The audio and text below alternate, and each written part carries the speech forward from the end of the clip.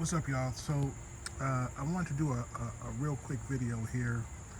Um, if this works, and I won't know this until after I eat the food that I'm currently cooking, but if this works, definitely shout out to Mad Scientist BBQ. Definitely follow his channel on YouTube. Um, he's one of the better YouTube content creators, specifically for folks who have offsets. He's one who brought this to my attention. Not that other people haven't mentioned this in some way, shape, or form. It just resonated really well with me when he put it on his YouTube channel. Um, Typically, nobody is born learning this stuff, like, or knowing this stuff. You kind of learn it along the way. Either it's by trial and error, self-taught, or maybe you've got an experienced pit master who can kind of bring you under their wing and then kind of show you what they know. But it's so much art to these things. Right now, I want to show you what my temperature is. We're just under 225. We dropped a little bit. That'll creep back up. My target for this cook is 225. Typically speaking, I'm usually running somewhere in the 250 to 275 realm. That's typically where I like to cook at. I'm actually specifically going with a lower temperature cook, at least for the first start of the cook. I got some ribs in here. I won't show you what they look like now, because it's only been about just over an hour that they've been in the pit. At pretty much at this temperature, at 225. Like I said, I dropped a little bit, so we're about 215. I may adjust my dampeners here, and show you where we are dampeners wise. That's where we are on the dampeners, on the firebox, and we're running wide open on the stack here. And this is my smoke, and this has pretty much been my smoke for the first hour of the cook. Typically, I'm running, maybe 1/4 of this is typically what's coming out of my stack, if that. I've run this thing ultra clean since I've got it, in the years, just over a year I've gone since I've owned it. And that was based on the idea fire management is key. Fire management. You want to run a clean fire, plenty of airflow. And me being an engineer, that made sense to me. I did that. What I noticed over this last year of ownership, first year of ownership, is that I wanted more smoke flavor out of my cooks. I felt like, surprisingly, like I couldn't get over just how mild the smoke flavor was that I was getting out of my cooks. I expected it to be, for lack of better words, teeming with smoke flavor, which you really don't want either, but you kind of get where I'm going with that, is that you automatically assume that a big offset like this is just going to give you this amazing smoke flavor. And I got an amazing flavor, but it wasn't necessarily, it didn't have that pronounced smoke flavor that I thought that I was going to get. And I thought, well, maybe I heard some rumblings that says, reverse offsets typically have a milder flavor, and so that's kind of what you get. But after looking at it, I kind of noticed that, the reason why I'm not getting much smoke flavor is because I just don't have a lot of smoke. Maybe, possibly, you could be running this thing too clean, if that is such a thing.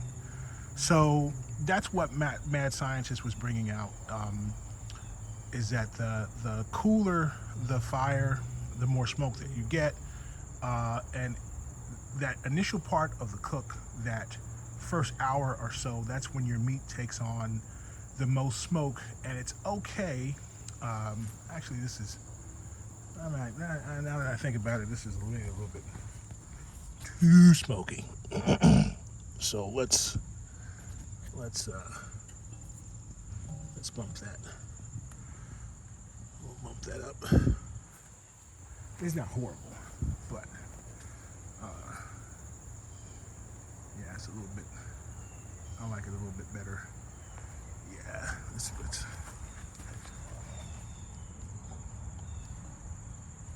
Let's bump him wide.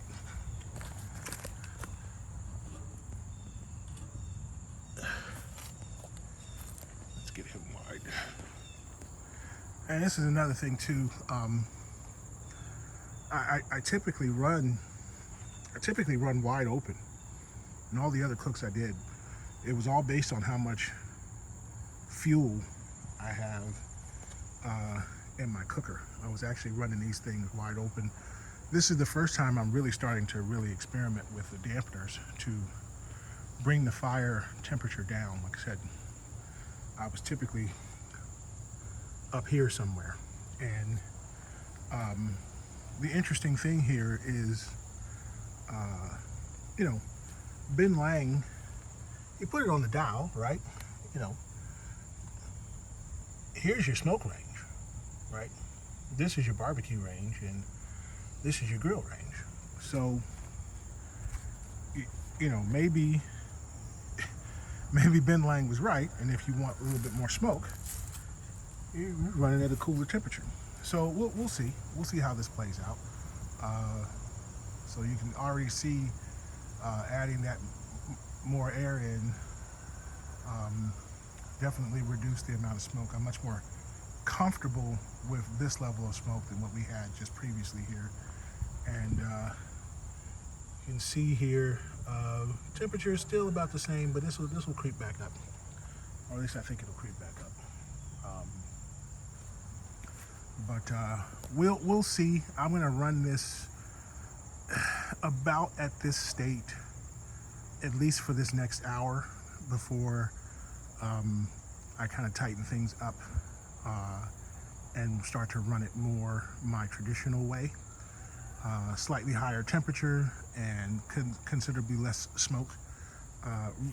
Before I go, and this is a longer video, I want to show something.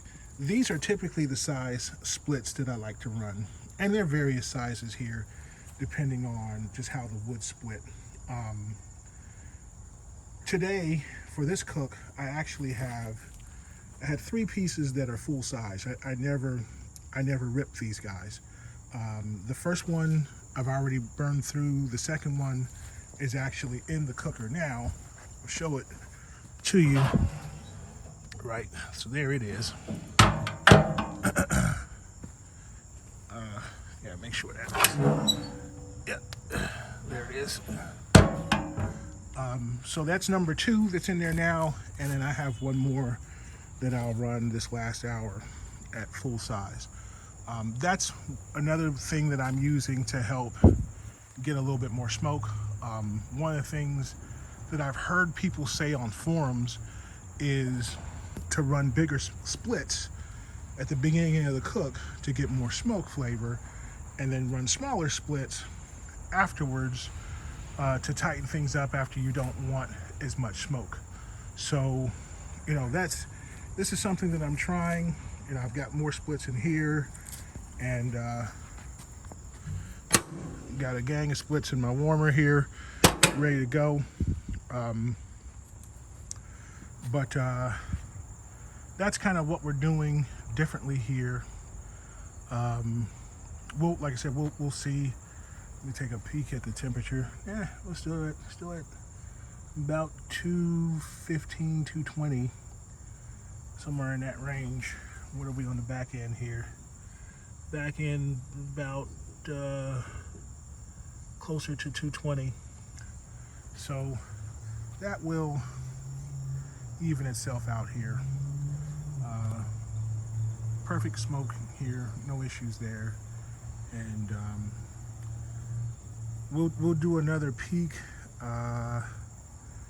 Let's see here, it's 12:30. So we'll do another peak here at about 1:15 or so.